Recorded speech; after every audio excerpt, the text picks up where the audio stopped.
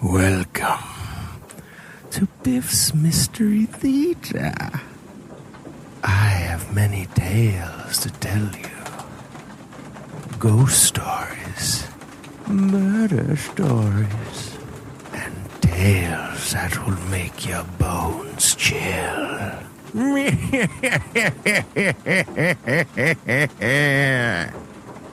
Join me, won't you? Every Sunday night for Theater of the Mind, where you always have the best seat in the house. And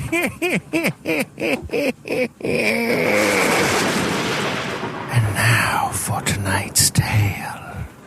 Now close your eyes and turn off the lights. Suspense.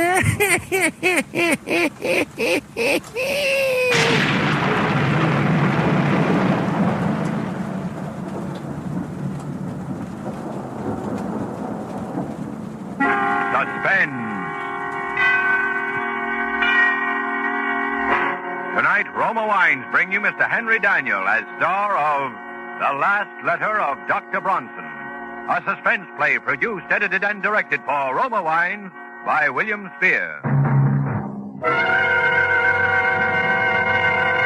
Suspense, radio's outstanding theater of thrills, is presented for your enjoyment by Roma Wines. That's R-O-M-A, Roma Wines. Those excellent California wines that can add so much pleasantness to the way you live, to your happiness in entertaining guests, to your enjoyment of everyday meals. Yes, right now, a glassful would be very pleasant, as Roma Wines bring you Henry Daniel in a remarkable tale of suspense.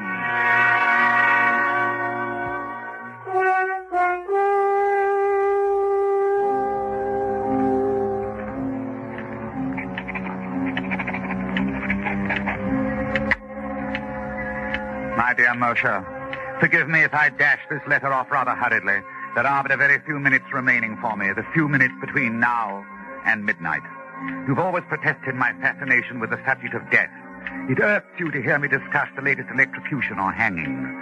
You alone, Moshe, will know how this fascination has led me to this terrible moment. I should like you to have the facts. First of all, let me recall a conversation which we held here in my study a little over a year ago.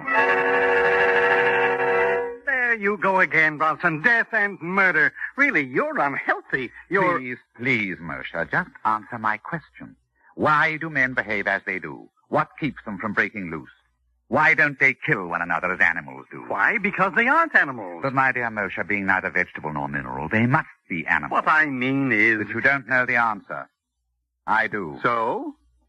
I have been studying the question for some time, and I am prepared to prove, in fact, I am going to prove, that there are 5 basic checks which serve to restrain man from murdering his fellow man. Really, Bronson, The obvious corollary is that murder occurs only when some stronger drive overrides these 5 basic checks. You make it sound very simple. It is simple. And what are these 5 basic checks?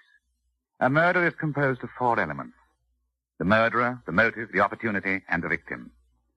I shall select 5 men, each of whom I shall predispose to murder, and then restrain from murder by the particular check I am testing on him. Personally, I'd rather play with rattlesnakes. Then, having found my men, I simply supply each with a motive. Greed, revenge, jealousy. I see. And your next step must be to give each man an opportunity. Precisely. And finally, I must supply a victim. You will ask this victim to face 5 men, each standing to derive satisfaction or profit from murdering him? Correct. His only chance of survival being the correctness of your theory of checks in all 5 instances? Yes. And do you seriously imagine you will persuade any man to have such utter confidence in your reckoning? There is one such man. Who? Myself. Bronson, this is insane. Why? Why should I hesitate to risk high stakes on a sure thing? But your life. I tell you there is no danger whatsoever. When will you begin your experiment? I suppose in about... Well, why wait? Why don't we begin right now? Moshe, I invite you to kill me. What? There's a revolver right here in my desk. You're joking, Bronson. What possible motive would I have for murdering you? Motive? Well, we are known to be associated rather closely in our work. You'll come naturally into my entire practice. I'll put that in writing. Why, it's preposterous. Why? Why don't you kill me then, Moshe? Why, there are dozens of reasons. In the first place, I'd go to the electric chair for it, and... Ha! There you are. A perfect illustration of the first and most obvious check. Man refrains from killing because he himself will be killed by law. The first? What about the last? Ah, that, my dear doctor, remains to be seen.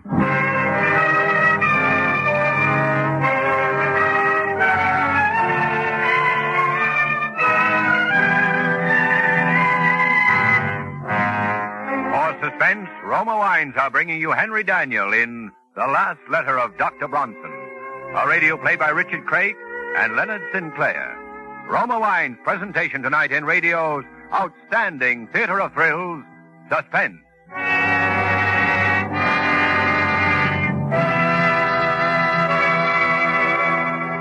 Between the acts of Suspense, this is Ken Niles asking our Suspense audience to allow me to make an important announcement to Roma wine dealers throughout America. For many years, Roma has planned to introduce a limited bottling of premier quality wines. Wines which would bring America a new experience in tempting fragrance, in rich, full body, in taste luxury. At last, these choice wines are a reality. For now, Roma proudly presents Grand Estate Wines. Each precious bottle of Grand Estate wine reflects the patient perfection of wine-making methods at Roma. Yes, Grand Estate California wines by Roma are now being released for discriminating wine users who select wines indisputably the finest. To fulfill every entertaining and dining need, Roma has created 3 distinguished Grand Estate dessert wines, medium sherry, ruby port, and golden muscatel, and 2 superb table wines, Burgundy and Sauterne. To those who seek the ultimate in brilliant clarity, delicate bouquet, and taste excellence, you can wisely recommend Grand Estate wines by Roma. And so, through you gentlemen, America's leading wine merchants, I take pleasure in presenting Grand Estate wines by Roma, the crowning achievement of vintner skill. And now, Roma Wines bring back to our Hollywood soundstage Mr. Henry Daniel in The Last Letter of Dr. Bronson, a tale well calculated to keep you in suspense.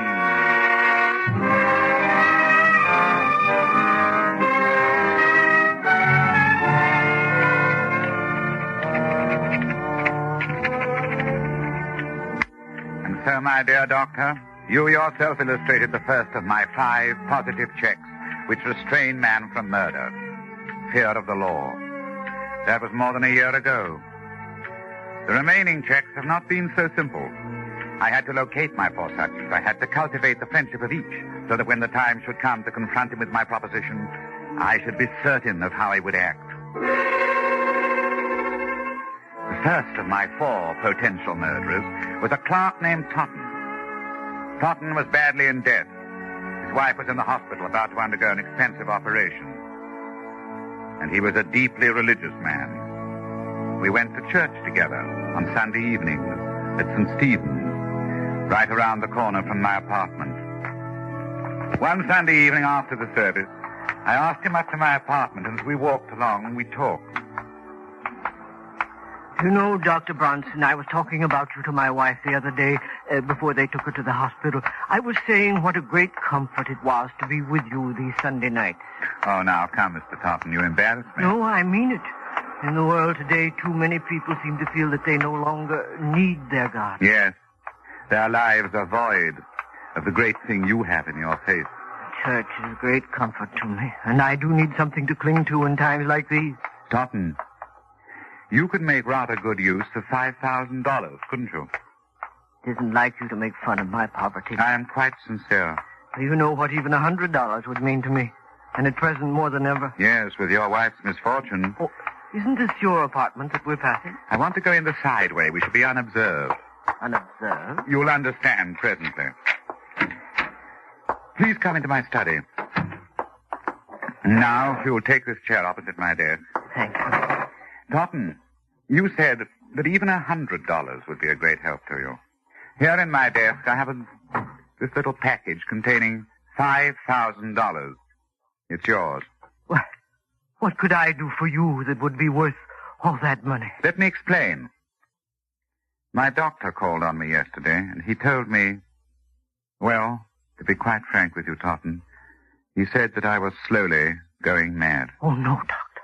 That couldn't be. I'm quite all right at present, but it's only a matter of time. And I'd rather not have to face it. I believe you can understand that. But there must be something you can do, knowing in advance. There is, and I want you to help me. I don't understand. Put on these gloves. Take them. But why? As soon as you have them on, I shall hand you this small bottle. Notice, I am clearly impressing my fingerprints on it. Finally, here on the desk, I'm leaving this note explaining that I have committed suicide. Suicide? When the bottle is in your hand, I want you to remove the stopper and empty the contents upon my outstretched tongue, thus. I will be dead within a few seconds. Then you may leave by the same way we came in. You will be quite unnoticed, and with the $5,000 in your pocket. 5,000? What do you say?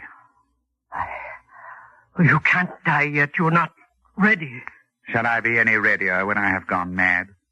Of course but you can't take the matter of life and death into your own hands. Precisely. I have certain scruples in the matter.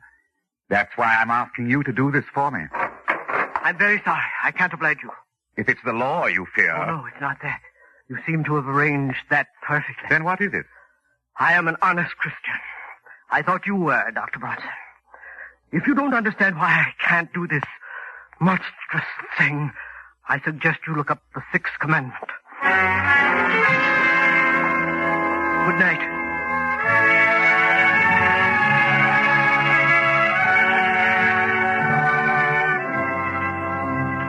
So, Moshe, my second point was proved. Man refrains from killing because it is against his religious principles. The hands of the clock now read 15 minutes to midnight. 1/4 of an hour in which to complete this report. My third proposition called for an entirely different sort of man. In fact, the very antithesis of Totten. For a number of nights I frequented the rougher districts of the city. At first I had no luck. Then, one night, I came upon my man very unexpectedly. I was walking along one of the darkest streets. There was no one in view. You dirty rat!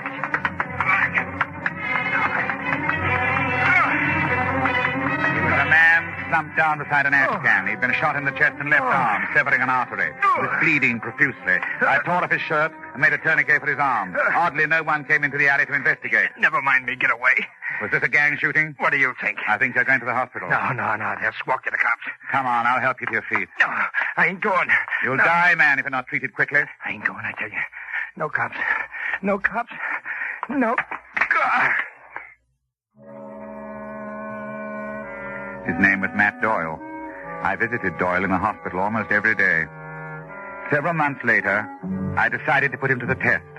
I found Doyle in one of his hangouts and brought him to my apartment, and for the second time, I carefully explained my proposition. Oh, that's the angle, huh? Then you understand. Here are the gloves. Here is the suicide note. And here is the .45 caliber automatic. You're familiar with this type of weapon, I take it? Familiar. You kidding, Bud? Is this on the level, or are you nuts? Absolutely on the level. And I am not nuts. Yes. What? The water dough is mine if I kill you? That's right. And nobody will know I done it? No one.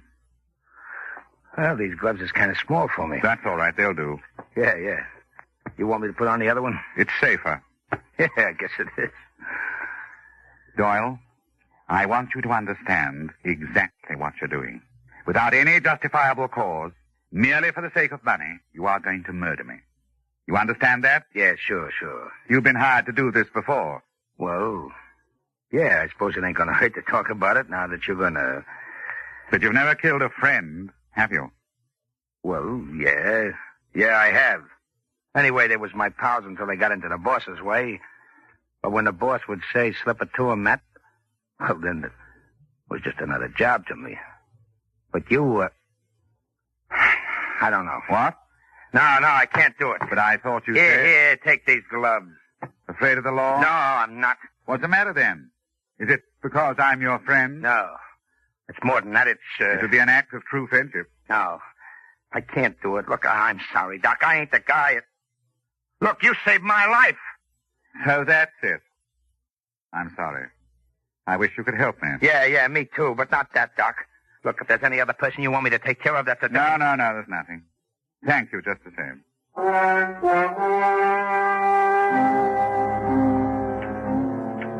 There was my third proposition. Man will not kill fellow man if a sufficient degree of gratitude has been invoked. Even a professional killer, one of the lowest examples of human life, such as Doyle, could not bring himself to murder his benefactor.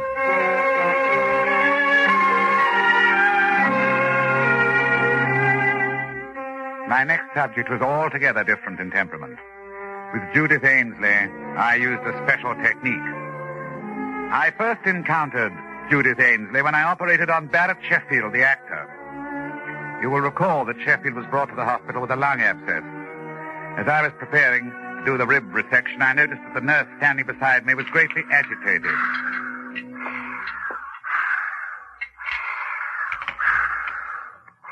Retractors, Doctor. Thanks. Doctor, do you think this is advisable? What? His dyspnea is more pronounced. Listen. Baines, another hemostat, please. But he's getting blue. Doctor, do you think you really should? He's cyanotic. Miss Ainsley. I'm sorry, Doctor, but if anything... Doctor! Caffeine, quickly. Please, quickly. Stethoscope. Here it is. Well, that's that. Yes. That's that. Miss Ainsley, what's the matter with you? You've been acting strangely all through this operation. You killed him. You killed him. You should have never gone ahead. You know that. I warned you. I shall see to it, Miss Ainsley, that you are never assigned to one of my cases again. What's the matter with you anyway? Have you never seen a pulmonary before? Or does it upset you to see a handsome actor like Barrett Sheffield die? Yes. It did. Oh. Yes. We were going to be married next week.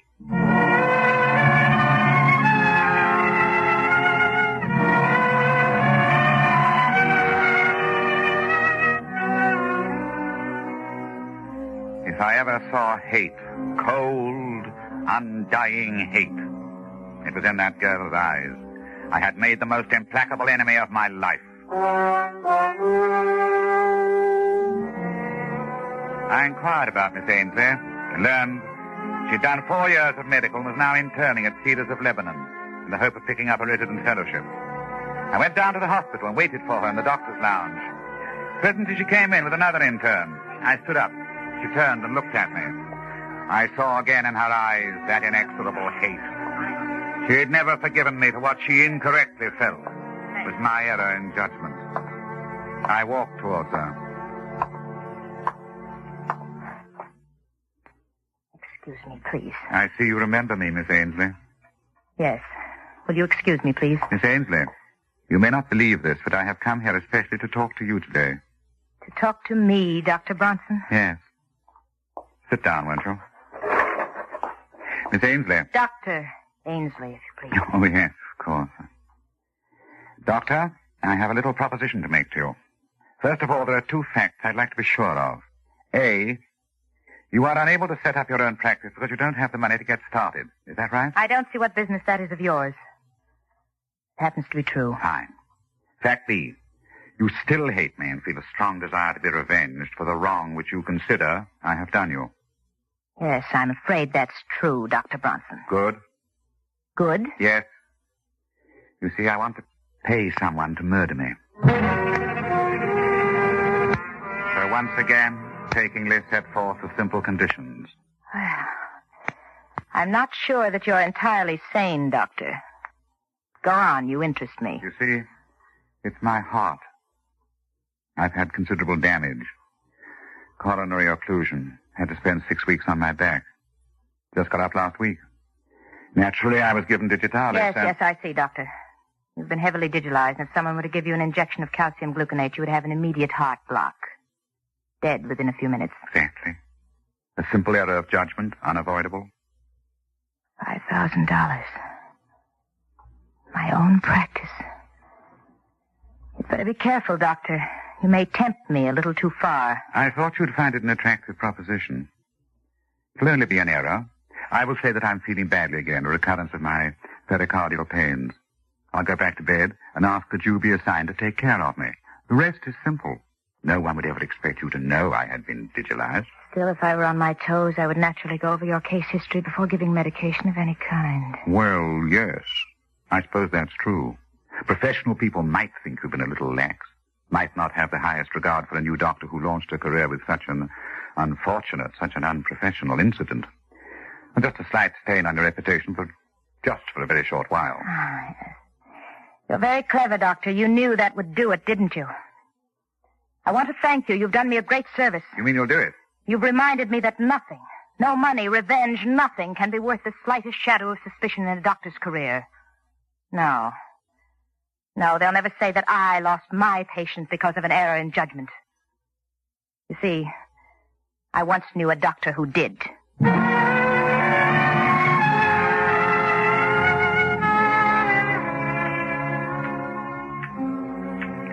There, Mercer, is my fourth check. Man, or in this case woman, refrains from killing because of the fear of loss of reputation.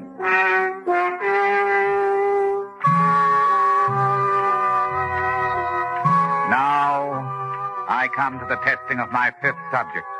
A man who would not murder because he couldn't bear the sight of blood, much less the responsibility for shedding it. Laderne was my man, and I found him shortly after my search began. On that day, I saw him turn a ghastly white as a fast-moving car ran over a small dog which had run into the street. Laderne clutched his throat and fell in a dead faint. I, of course, made it my business to become acquainted with him. I hadn't seen him for more than 4 months until tonight.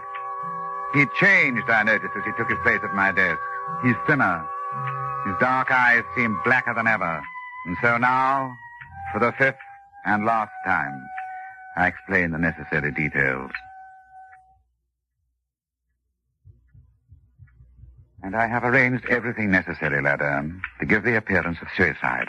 Here is the farewell note which I have written. It will look like suicide. That's right. And here is the knife. It is with this knife that apparently I shall have killed myself. Notice how sharp it is. Notice I am carefully putting my fingerprints on it. You've arranged everything? Everything. No one knows I'm here? No one. You want me to kill you now? Yes. Of course, it'll be a bit messy. When a person is stabbed, his blood usually spurts out. But if you keep to one side... Why do you want to die? My doctor says I'm going insane and that I haven't got much longer. That's strange. About going mad? About him saying that you're going mad. Yes. It was a shock. I don't mean that. What do you mean? That's the same things they told me. That is... They what? They told me over a year ago that I was going mad. But I just laughed at them. Over a year? Well, have you noticed any change? Not much. At least no change for the worse. That's good. In fact, I'm really much better. I've been having fewer and fewer of those sick spells. You remember how I was the day that dog was run over. But, Anne, you don't mean you got over those sick spells? I haven't had one in 3 months. Then there isn't any check. What check? Nothing. Well, this is going to be a pretty messy business. Might as well get it over with. Nice gloves you got here. Nice and smooth on my hand. Then you're going through with it? I've got my gun right here, too. Beauty, isn't it? Yes. Then, if you'll give me back the knife... Oh, no. I'd like to use the knife. I've used this gun a lot the last 3 months. Killed about 50 dogs. Laderne, you've done that? It's very interesting. I do it after midnight. You have to know just where to hit them. Kills them instantly. But the noise. Aren't you afraid? Silencer. See? I don't like to wake people up when I kill their dogs. But they'll find the bullet. They'll trace it to your gun. They're sure to get you. In a suicide, the weapon stays right beside the body where it falls. Who says this is suicide? It's murder. I'm going to murder you. That's what you asked me to do. Look here, Lederne, this has gone far enough. I was only joking. I don't want you to kill me. Yep, 5,000. It's all here. Listen to me. I was only joking. Shall I do it now? No, wait. You want it through the heart, don't you? Not yet. Can't you wait? Just a little while? What for? Well, I've been conducting a little experiment. I'd like to write an account of it before I go. What sort of an experiment? I don't think you'd understand. Well, I'll wait till midnight, then I gotta go. There's a German police dog, a big ugly brute. But I'll wait. Thanks. 10 minutes past 11. Yeah. You got 50 minutes. I'll wait by the window.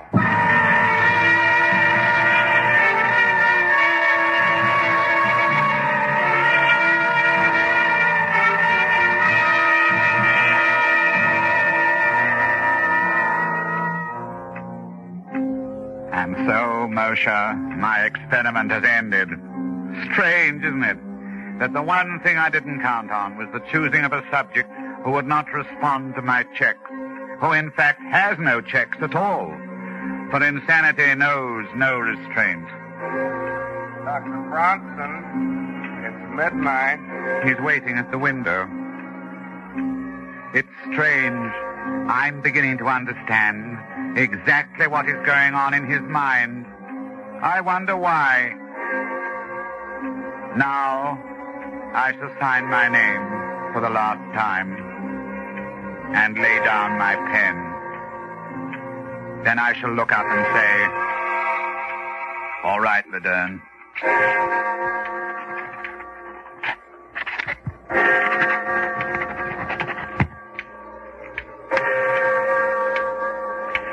All right, Lederne.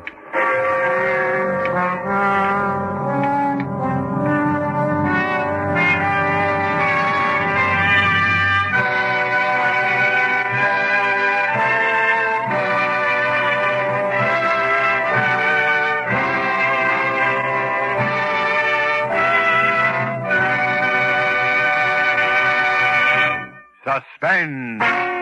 Presented by Roma Wines. R-O-M-A. Made in California for enjoyment throughout the world.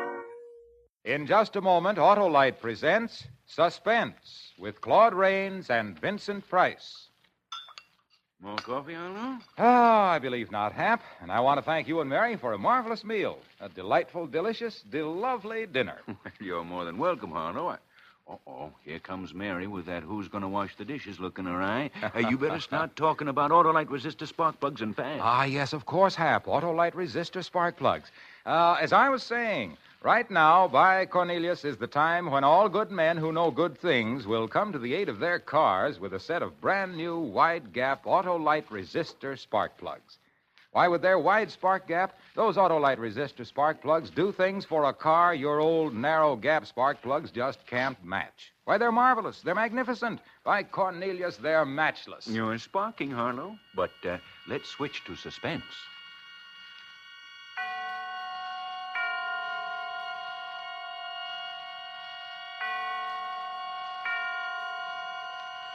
Suspense.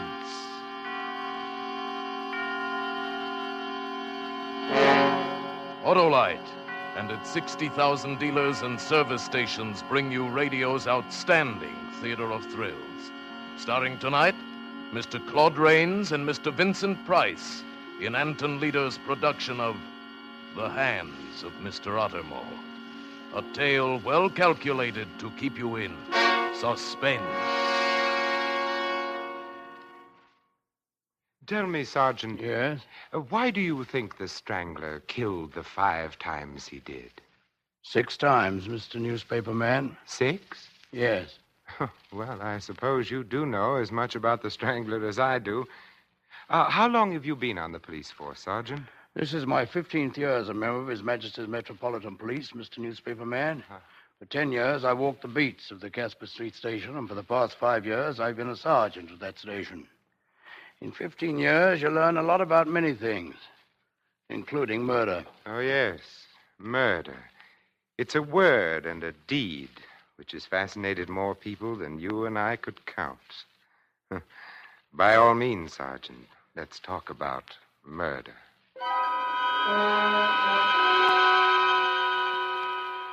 You'd think there'd be little murder in such a district, wouldn't you, Mr. Newspaper Man? Murder for a bit of henning, cup of tea. There's nothing there to take except lives. And it was there that the Strangler came to practice his grim trade. Already it struck twice. Once on Lagos Street, once on Breen Street. His strong, white hands reaching for an unexpected throat. Then he'd vanished into the darkness, leaving behind something that once had been a living, breathing human. What was his gain?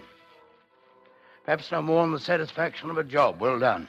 Perhaps he felt he'd done some poor devil a favor, that a sympathetic force led him to his victims the same as a cyclone picks one corner and misses another. I was thinking about that the night I first met you, Mr. Newspaper Man.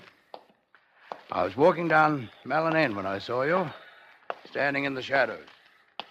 Good evening, officer. Stand where you are. Who are you?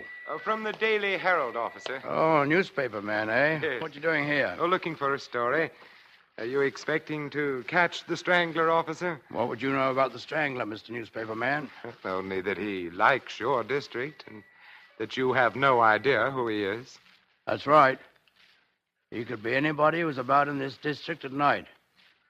Perhaps even a newspaper man. Oh, you suspect that I might be making my news before I write it? And I shall keep that in mind for dull days. Good night, sir. All right. I watched you, Mr. Newspaper Man, as you walked away. Watched and thought of the force that moved the Strangler. About the same time, that force, whatever it was, brought the Strangler to Mr. Wybrow, an honest worker whom I've seen so many times I can tell you nearly exactly how he spent his last few minutes on Earth. I know the very sound of his footsteps, almost his every thought. And I can hear the footsteps of the man who followed him. It was 6 o'clock of an evening, and Mr. Wybrow was going home from work. He stepped off the tram at High Street and Malin End and walked slowly, wondering if his missus would have herring or haddock for his tea. It was a wretched night, and he could taste the fog in his throat, feel the dampness through the soles of his shoes. He turned down Lagos Street, and the footsteps behind turned with him. And so, one behind the other, the two men walked through Lagos and turned into Loyal Lane. Any man other than Mr. Wybrow might have heard some warning in the footsteps that followed him. Something that said, beware. Beware. Beware. No. The foot of a killer falls just as quietly as the foot of any other worker. But those footfalls were bearing a pair of hands to Mr. Wybrow, and there is something in hands. Behind him, even then, those hands were flexing themselves, feeling the strength run down through the strong fingers. Mr. Wybrow was almost home. He turned down Casper Street, plodding along through the dim light. Small dog barked at the figures.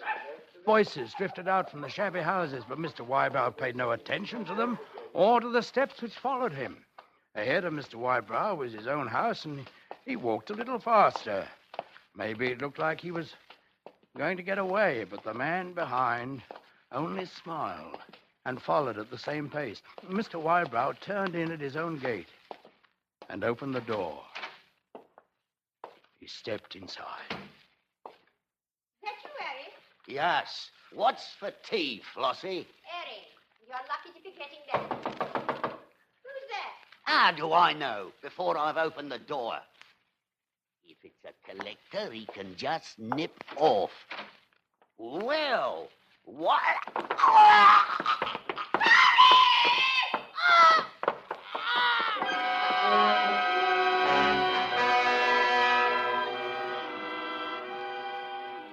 And that is how Mr. and Mrs. Wybrow became the third and fourth, but not the last victims of the strangling horror.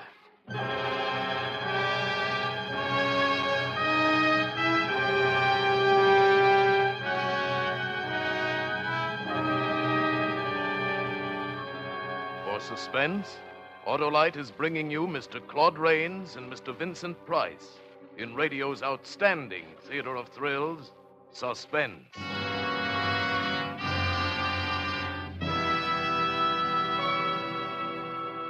Say, Hap, let me tell you about a foolish fellow who got the outside of his car all dolled up with doodads, trinkets, foxtails, and whatnots. All right. And then, by Cornelius, he comes chug-a-lugging up the avenue with misfiring spark plugs and his engine sounding like a stuttering teapot. Hey, friend, I yelled at him, why don't you switch to a set of those smooth-firing Autolite resistor spark plugs and make that bus of yours sound as fancy as it looks? And what did he answer? This guy said to me, plugs is plugs. Well, Autolite resistor spark plugs, I corrected him, are different. They've got a 10,000-ohm resistor, ignition engineered right into the spark plug that permits the Autolite resistor spark plug to maintain a much wider spark gap setting.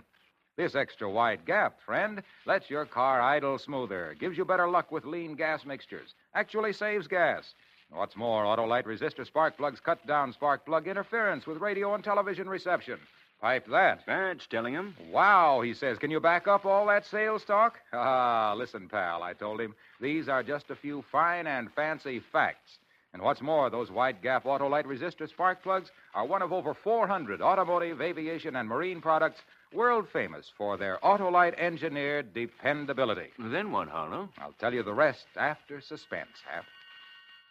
And now, Autolite brings back to a Hollywood soundstage Mr. Claude Rains and Mr. Vincent Price in The Hands of Mr. Ottermole, a tale well calculated to keep you in suspense.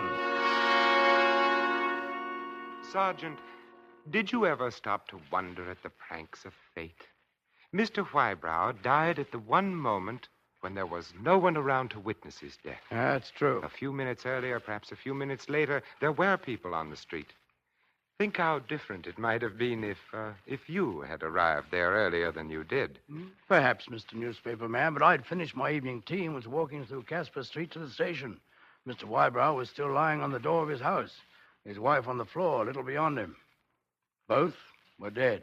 I blew my whistle, and the constable came on the run. We searched the house, then talked to the neighbors on either side.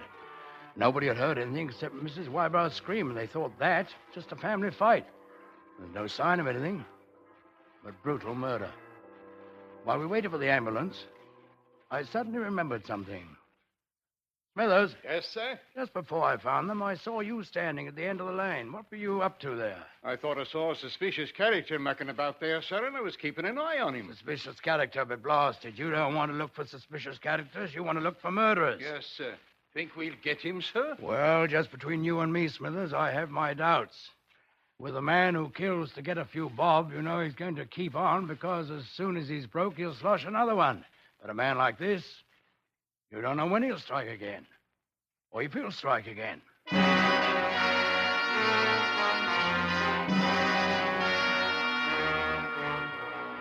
Back at the station, the newspaper men were waiting for the story, having scented it the way dogs will smell out the fresh track of a fox.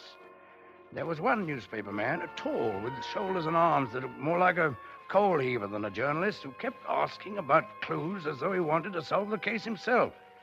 That was you, Mr. Newspaper Man. Or maybe you just wanted to find out how much we knew.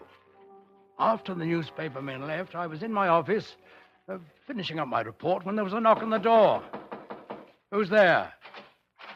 Do you mind if I come in, Sergeant? Oh, it's you. Yes, I thought of a few more questions I'd like to ask you. Oh, it seems to me you are around all the time. So? Yes. And now you want to ask more questions. I'm afraid we can't give out any more information than you already have. Yeah, half a minute, Sergeant. All the papers are going to do a regular story on the strangling monster. I thought I'd like to do something different, more of a mood piece. Now, you look like an intelligent man, Sergeant. Thanks. Well, I thought you might help. Well, maybe I can, maybe I can't. What do you want to know? What sort of a man do you think the killer is? You really think he's a monster who can slip through the night without being seen? No, I think he's probably a very ordinary man. Everyone, even our own constables, is looking for a monster instead of the man standing next to them. No, this man can move about and no one sees him because he's an ordinary man, and it's ordinary for him to be around. He might be a bootblack, the man who makes deliveries, or even a policeman. Or a journalist. Why do you say that? I don't think I meant anything personal, Mr. Newspaper Man. I meant that he's merely someone you look at and never think that maybe he might strangle someone. Your theory is very interesting, Sergeant. And do you also think that you'll catch him? Well, if he's caught, short of actually catching him in the act, it'll be because of only one thing. Oh, and that is? Curiosity. Curiosity? Yes. He'll be nabbed if his curiosity is too great. If he wonders how near others are to him. If he has to ask questions and then returns to ask still more questions.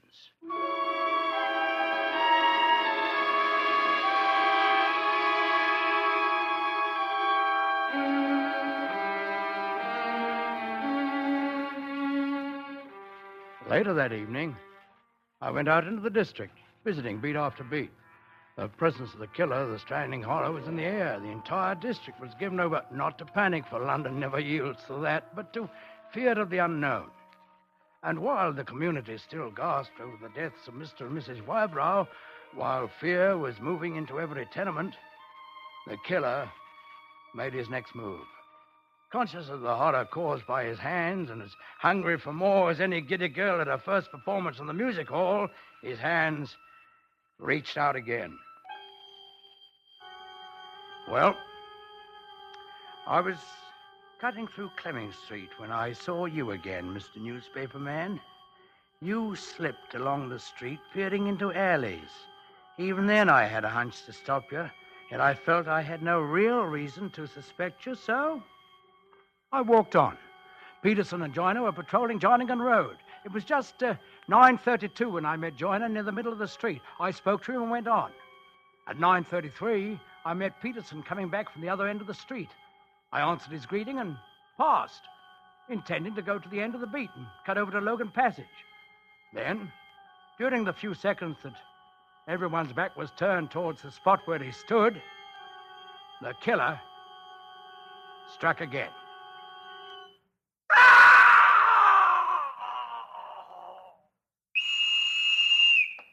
Joyner, here. What the? Good heavens! It's Peterson. Yeah, it's Peterson, dead like the rest of them, strangled right under our noses. Where were you, Joyner? I just reached the end of my beat, Sergeant. Was already turning when I heard your whistle. No, I just passed him on my way to Logan. Then we were covering both ends of the street. He must have come from Minnow Street, or Clemming Street, and gone back the same way before we could see him.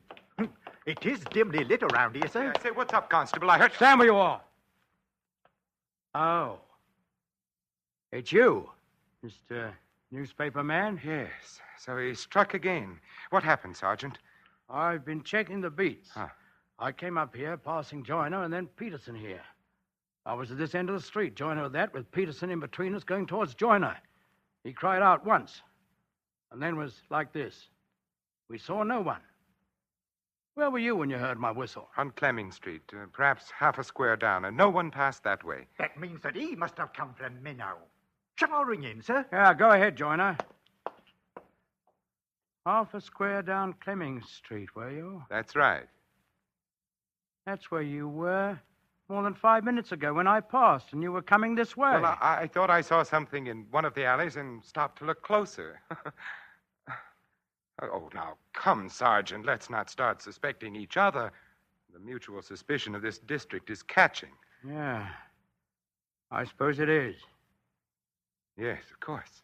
Still, there's a murderer who must be caught. Mr. newspaper man.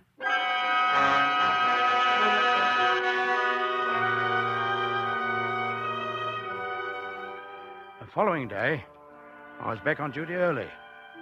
You know, the sight of a uniformed sergeant somehow gave the people a bit more confidence than that of the constables. You know, Bobbies are well enough in their way, but you know, your average Londoner likes to see more important officials around when things are a bit rough.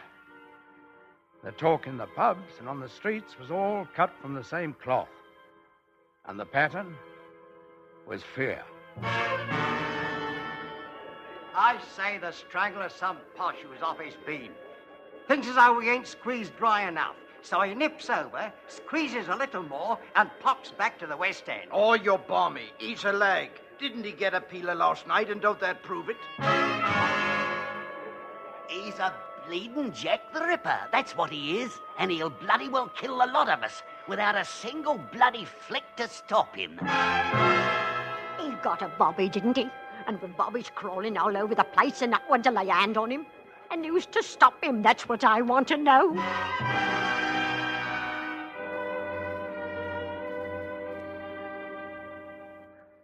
I walked the streets, dropping a bit of cheer here and there. 4 or 5 times I saw you again, Mr. Newspaper Man. Your dark face twisted with emotion as you listened to the talk. This, too, was queer, for you were the only newspaper man I saw in the whole district.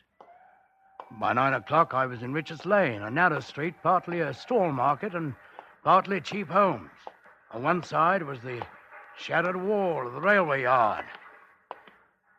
The wall of the railway yard put a shadow over the street so that even a garbage can looked like a man crouching. Farther down the street, the outline of the empty market stalls looked like a bunch of ghosts waiting for the man who would send them more ghosts. There was no one on the street, no one to witness that which was about to be. Then, suddenly, in the time between one footfall and another, the wall of silence was broken. Help! He's here!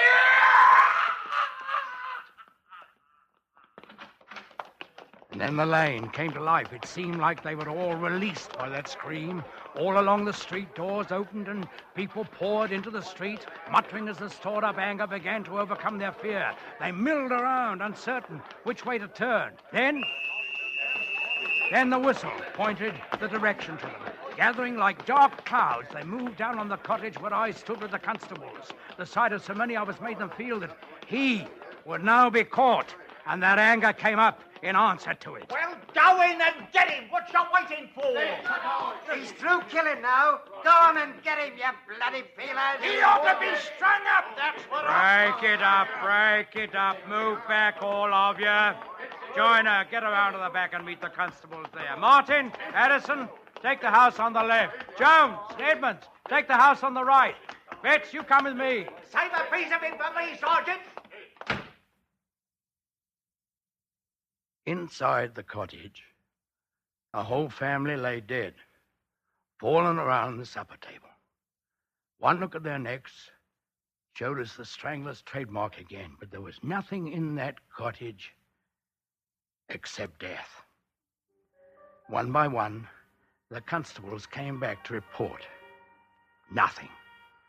Once more, he had killed and slipped away. Again, I looked out at the crowd, now beginning to move back as they realized we were empty-handed. Suddenly I saw in the front ranks your face again, the newspaper man who seemed to be everywhere I turned.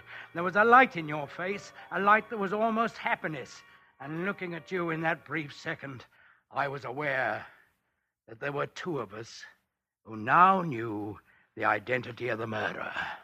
But the crowd shifted back, began to lose themselves in the shadows, and you were gone before I could move. The strangler had struck again, and again.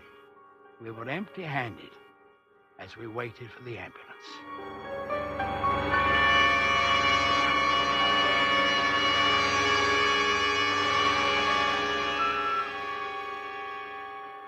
You may have been empty-handed, Sergeant, but I'm sure there were enough thoughts in your head to make up for the lack of something to put your hands on. Dark thoughts, perhaps. Yes, I did think, Mr. Newspaper Man. I tried to imagine what you were doing during the next hour. I thought perhaps that you went to the nearest pub and sat alone at the bar, attended by a frightened barmaid. I think you dismissed the strangling horror from your mind and thought only of the glass of stout and the sandwich, for even such men as you must rebuild their strength. I think you looked at the sandwich, noticing that it was skimpy, as bar sandwiches usually are, and you may have thought idly of the inventor of the sandwich, the Earl of Sandwich, then of George the Fourth, then of all the Georges, as any good Englishman might, and so to that George who wondered how the apple got into the apple dumpling. It was while thinking of that, and how the ham got into the ham sandwich, that your mind came back to the people who had been murdered. Maybe it was then that you thought of the simplest fact of all, that the murderer could escape by either running away or by standing still. It was then, I think, that you got up from the bar without finishing your sandwich. It was perhaps 20 minutes later that you walked down the street and met the man you were looking for. Well, seen anything of the murderer, Sergeant? Oh, it's you again. Yes. No, nor is anybody else. And I doubt if they ever will. Oh, I don't know. He's already struck 5 times. I've been thinking about it, and I've got an idea. So? Yes. Came to me all of a sudden. And I felt that we'd all been blind. It's been staring us in the face. Oh? Has it now? Well, if you're so sure, why not give us the benefit of it? I'm going to. Yes, it seems quite simple now. But there's still one more point I don't quite understand. I mean the motive. Now, as man to man, tell me, Sergeant Otto Mole, just why did you kill those inoffensive people? Well, to tell the truth, Mr. Newspaper Man, I don't know. But I've got an idea, just like you. Everybody knows we can't control the workings of our mind. Ideas come into our heads without being asked. But everybody's supposed to be able to control his body. Why? We get our minds from heaven knows where, from people who were dead years before we were born, some say. Maybe we get our bodies the same way. Our faces, our legs, our hands. They aren't completely ours. And couldn't ideas come into our bodies like ideas come into our minds? Couldn't ideas live in muscles as well as in a brain? Couldn't it be that parts of our bodies aren't really us? And couldn't ideas come into them all of a sudden like ideas come into my hand? You see, Mr. Newspaper Man? It was 6.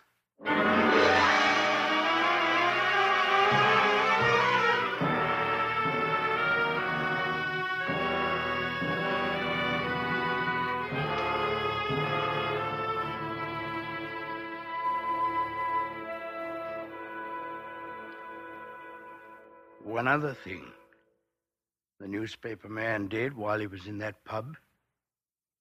He'd called his newspaper and told them his idea and said he was coming to meet me. And so they're hanging me, killing me for something which my hands did. I had nothing to do with it.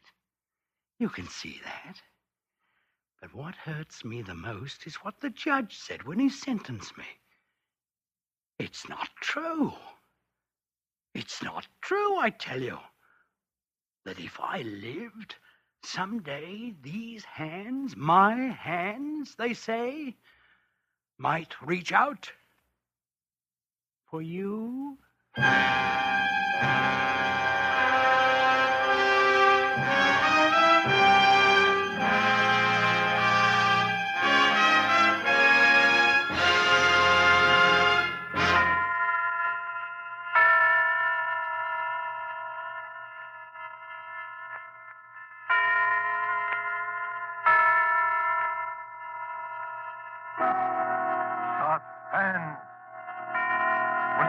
Coleman, a star of the Dunwich Horror, a suspense play produced, edited, and directed by William Spear.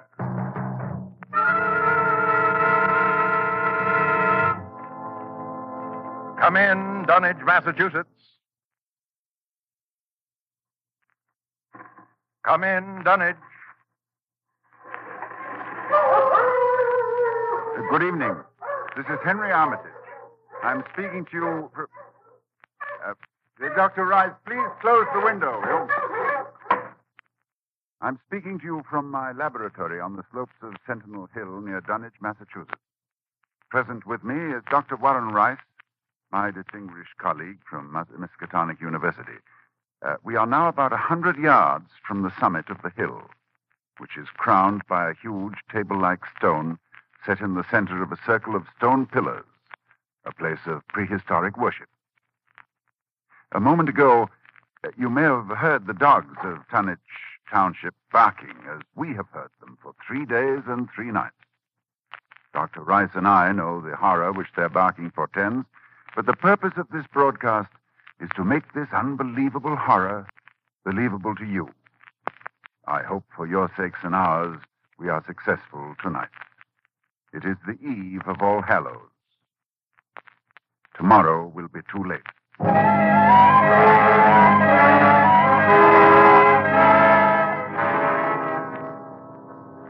Our time tonight is very short, so I'll speak only of those more recent events which, believe me, may culminate at any moment in a climax too frightful to wholly contemplate. I will begin with the birth of Wilbur Whately.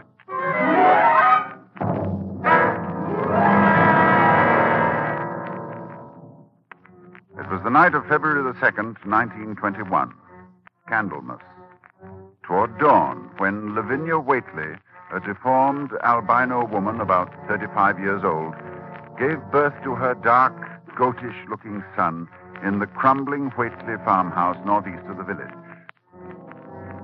No one attended her. No doctor or midwife. No one was with her, except her aged, half-insane father, who was known as Wizard Whately. So Wilbur came into this world under heaven knows what incantations, what appeals to what power. A week later, Wizard Whately drove his sleigh into Dunwich village and reported the event to a group of loungers in Osborne's general store. Hey, your grandson got yellow hair like Lavinia, Wizard? No, takes after his father more. He's dark. You never spoke of who his father might be now, did you? Oh, you know his father when the time comes. Oh, Lavinia's read and seen some things the most of you only talk about. Calculate her husband's as good as you can find this side of Aylesbury. Well, we don't be nosy, Wizard. Maybe it wanted no church that none of you heard of. But you wouldn't ask no better church wedding than Lavinia's. Why, I didn't hear tell of no wedding, Wizard. When was that? Oh, not a wedding you'd hear of, Corey. Not a husband you'd hear of, neither. But let me tell you something. Someday you folks will hear a child of Lavinia's calling its father's name on top of Sentinel Hill.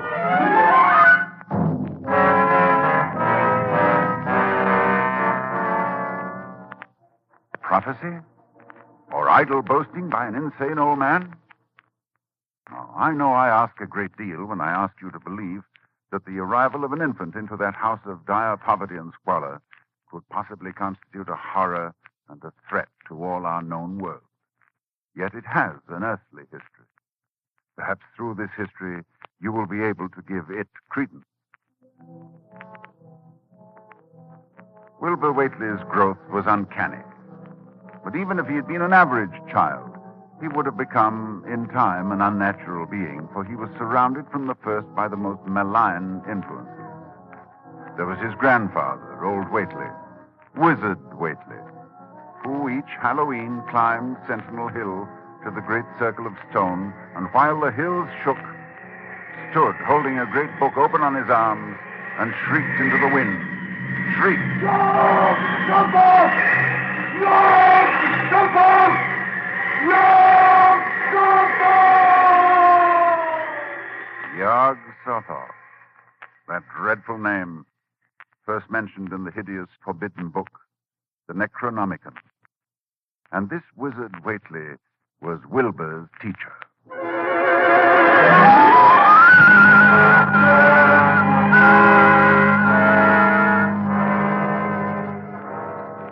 The villagers began to notice curious things that were going on at the Whately farmhouse.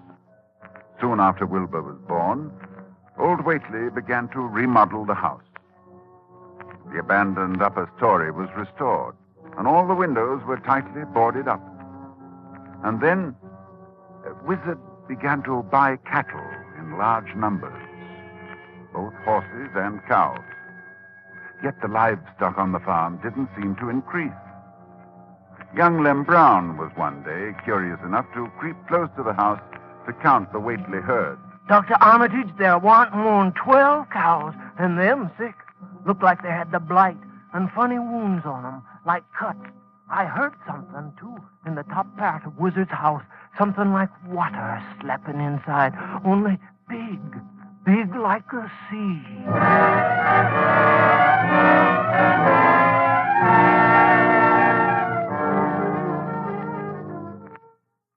One other person went to the Whately farm in the years before I met Wilbur, Dr. Ken Houghton of Aylesbury, who was called by Wilbur himself, who said that his grandfather was dying. Dr. Houghton found the old man in a bedroom on the ground floor, and Wilbur with him. While outside the window, a legion of whippoorwills cried loudly and rhythmically, endlessly. Wilbur spoke about the sound. Listen, they whistle in time with his breathing now. They're ready. Listen, Doctor.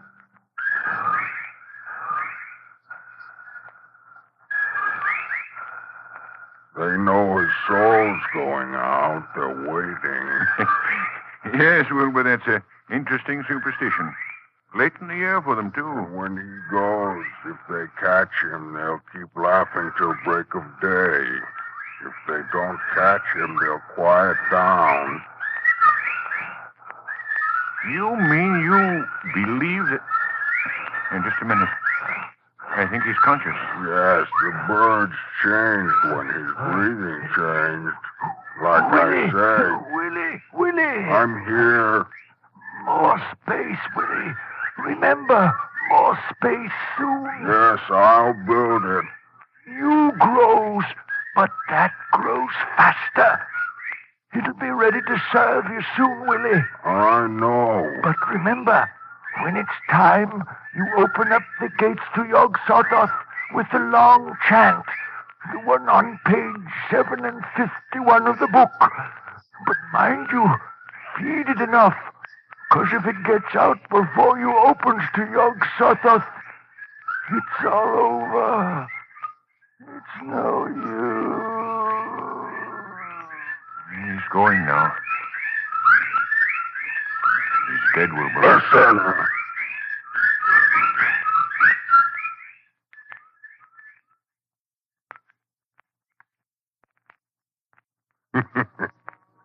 The birds, they didn't get him.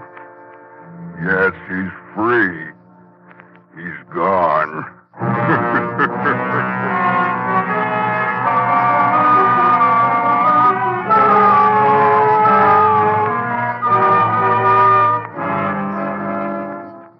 It was the winter following Wizard Whately's death that I first met Wilbur.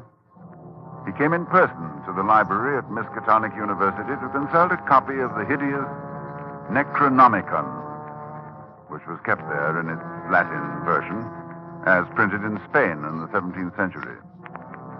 I tell you, when he came into my office, I was appalled at his appearance. 8 feet tall, shabby, dirty, bearded. But I was even more appalled by his voice when he spoke to me. I wrote you a letter a month past, Doctor. I wanted a loan of the book. Well, that's a book that's never loaned from this library. I doubt if it is from any library. Well, I have to see it then. Oh, very well. It's kept right here. As you know, there are only 3 copies of this book in existence. That's why we're careful. Here, you can look at it on this table. Wizard said it would be on page 751. What? What is it you're looking for? The formula, the long chant, the one that opens the gate to Yog-Sothoth.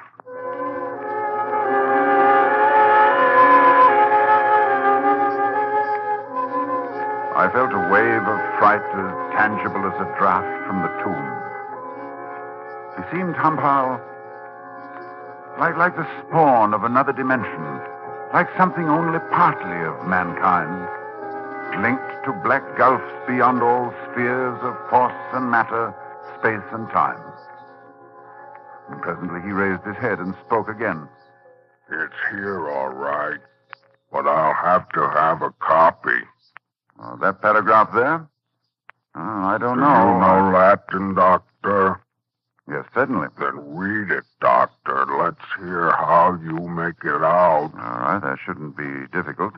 Let's see. Nor is it to be thought that man is the oldest or the last of Earth's masters. The old ones were, and the old ones shall be. Not in the spaces that we know, but between them. But only Yog-Sothoth knows the gate. Yog-Sothoth is the gate to where the old ones broke through of old. Their hands are at your throats, yet ye see them not. Dr. Armitage, you see, I reckon I've got to take that book home. There's things in it I've got to try, and you can't hold me up. No, I'm sorry. I tell you, Doctor, I'll have the book sooner or later, no matter what. You see, that's waiting for me at home won't wait much longer.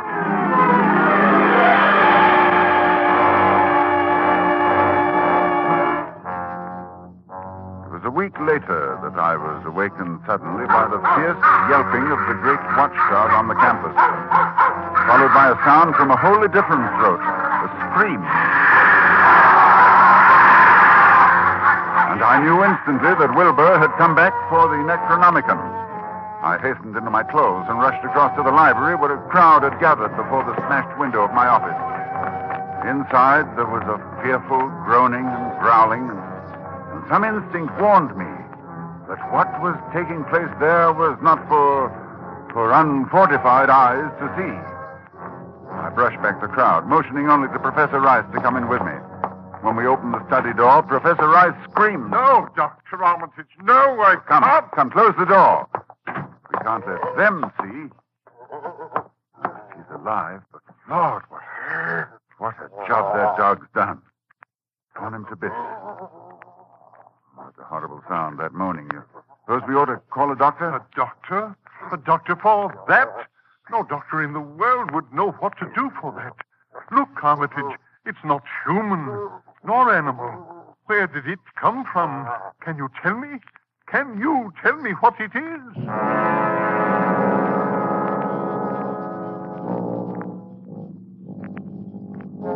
No, I couldn't tell what Wilbur Whately was. The thing that lay half bent on its side in a pool of greenish-yellow stickiness was 9 feet tall. The dog had torn off all the clothing and some of the skin. It was partly human, beyond a doubt, with very man-like hands and head, but the torso and lower parts of the body were fabulous. Its chest had the leathery hide of a crocodile or alligator. But below the waistline, the skin was covered with coarse black fur. And from the abdomen, long greenish-gray tentacles. or the limbs terminated in ridgy-veined pads that were neither hooves nor claws. And as Dr. Rice and I stood staring at this presence, the whippoorwills began to cry in unison outside the study window. And then the thing on the floor roused and mumbled. God. God. God. God, sucker. God, sucker. Armitage, in heaven's name. Listen. The whippoorwills. Listen. Dead now. Look, Christ. Look what's happening. He's disintegrating. Course. Fast, too. Fading away. He isn't made of matter as we know it on Earth. I guess he took after his father. So there'll be nothing left. His father? What was his father? I daren't think.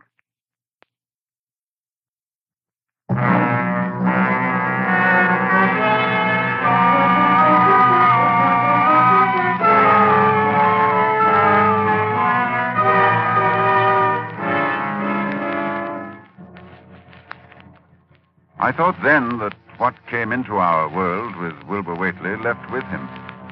I forgot what he himself had told me of it, which was waiting in the sealed house Wizard Whately had built, where the cattle were driven to disappear.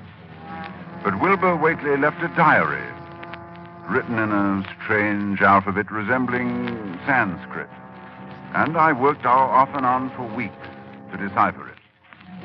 And finally, I read the following passage written by Wilbur when he was no more than 8 years old. That upstairs is more ahead of me than I had thought it would be, and is not like to have much earth brain. I can see it a little when I make the sign or blow the powder of Ivangatse at it. And it is like them I see Halloween on the hill. I wonder how I shall look when the earth is cleared and there are no earth beings. Maybe like that upstairs looks, which has no body, even fed with all the blood. Toward morning, in a cold sweat of terror, I called Dr. Rice to my house and told him we had to destroy what's in that farmhouse. Why can't we just leave the thing locked up there? The house is boarded tight. Yes, but you think boards will hold it? Don't you realize, man, it hasn't been fed? It hasn't had blood since the 18th of September, when Wilbur Whately came here to die.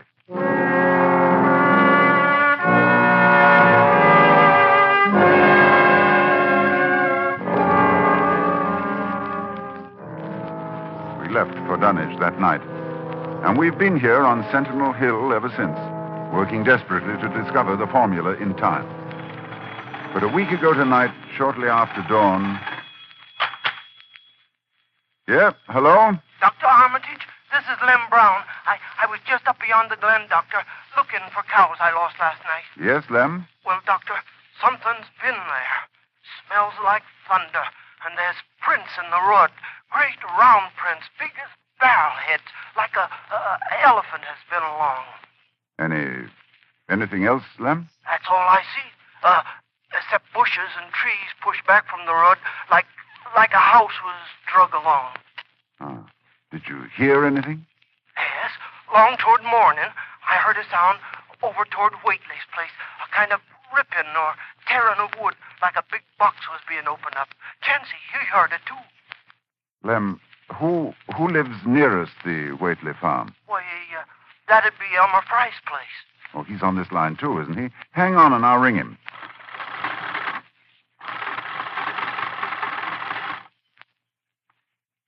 Yes, Dr. Armitage, this is Central. I'm trying to get Elmer Fry, Central.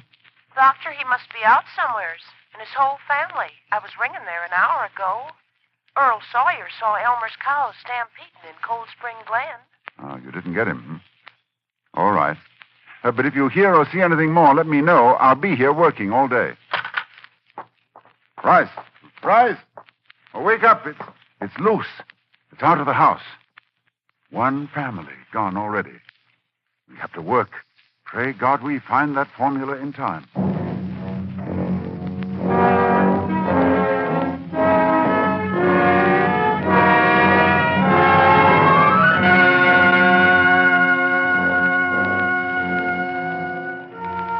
A week since it broke loose. A week of terror and panic here in Dunwich Township. Each night it moves about the countryside, leaving the trees crushed in a 30-foot swathe, as though by a moving mountain, leaving its monstrous tracks and a trail of tarry stickiness, leaving crushed and gutted farmhouses and whole herds of cattle drained of blood. Well, ladies and gentlemen, that is the story to this moment. And tonight is Halloween. Tonight we are here to... Oh, just one moment, please. Dr. Rice, did you hear something? With the window closed, no. Well, we'll throw it open. I thought so. Listen. A sound from 1,000 bending trees. A sound like the sea moving across a forest. Yes. Yes, it's coming here, of course. All Hallows, it comes to Sentinel Hill. Dr. Rice, I'll try the formula and the powder from the altar stone. I want you to stay here at the microphone and report what you see. Very well, Dr. Armitage. Oh, wait a minute before I go. To any scientists who may be listening to me, if I fail, there is a possible alternative formula in Falconer's mystical formulae of the Middle Ages on page 24. Listen. Well, there are the whippoorwills. I better get out there. Take over, Dr. Rice. Yes. I'll do as well as I can, Armitage. Good luck.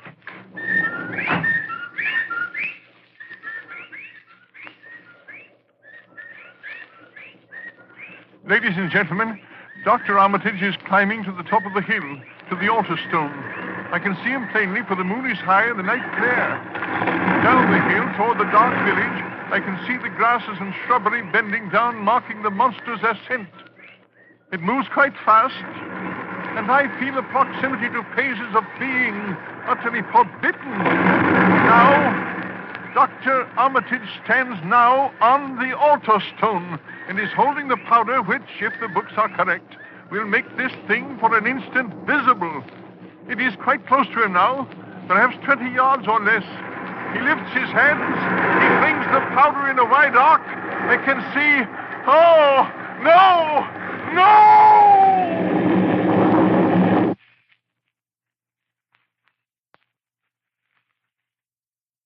Dr. Rice, come in, Dunwich. Ladies and gentlemen, this is your suspense announcer. Due to conditions... Oh, just a moment, please.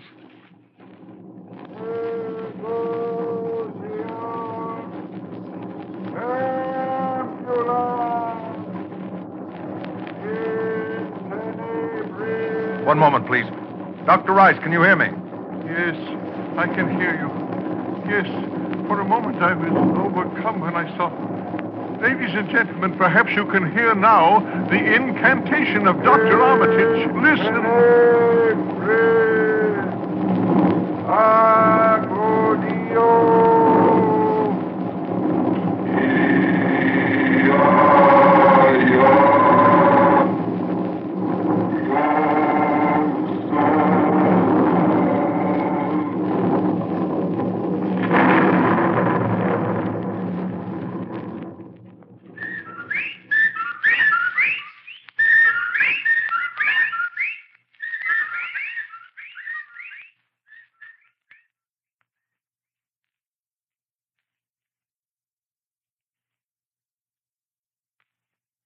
The whippoorwills mean death.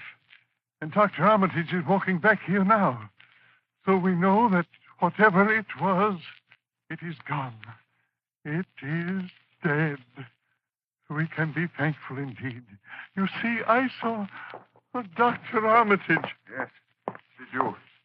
Did you see it, Dr. Rice? I saw it, Lord, yes. What did it look like to you? It looked here.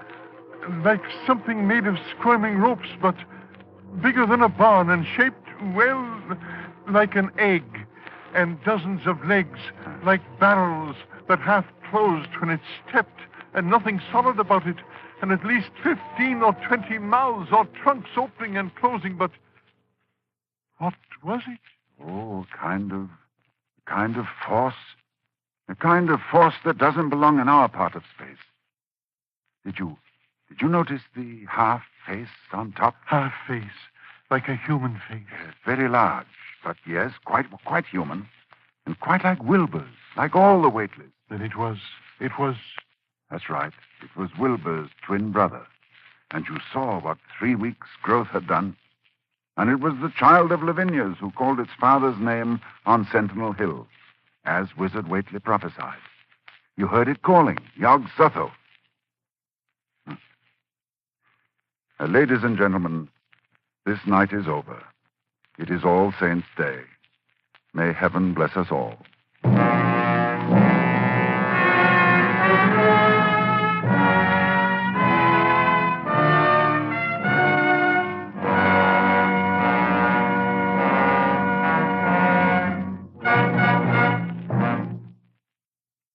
The Dunwich Horror, with Ronald Colman as your star of Suspense.